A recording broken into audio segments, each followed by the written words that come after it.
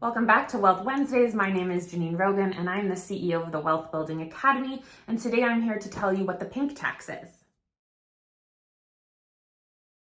Now, the pink tax isn't actually a real tax. What it is the difference between the prices for the same item for men versus women. Now, you might be thinking, there's no difference. All you need to do is actually go to your local store and take a look at some of the products in the pharmacy section. Things like razors and shaving cream and shampoo. And yes, sometimes even pens have different prices for the feminized version of them.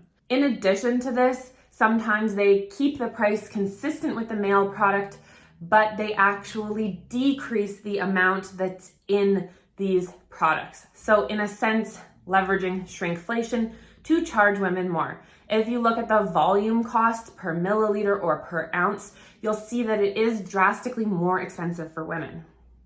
Now, this compounds over a woman's life to end up being almost $100,000 in extra amounts that we pay for items that are the same as men. This is compounded then by the wage gap. White women are paid just 84 cents on the dollar, and women of color are paid just 62 cents on the dollar. So not only do we have less money to spend, it is also more expensive for us to purchase everyday products. Now, this isn't even taking into account items that women have to buy that men don't. Things like period products or makeup or hairstyling items.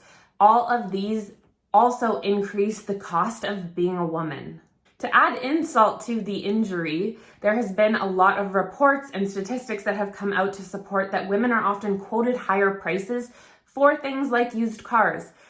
In a recent study, women of color were charged $400 more on average per vehicle than a white man. So as soon as we have any level of intersectionality, it just gets a lot worse.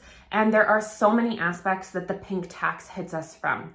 It's not just about paying a little bit more for shaving cream or a razor, but let's be honest, they're the same thing, so just go ahead and buy the men's razor. It is about a societal issue that is so deeply ingrained in our patriarchal system that we need to start to understand and unravel so that women can ultimately continue to build their wealth, which also is going to allow them to step into their power globally.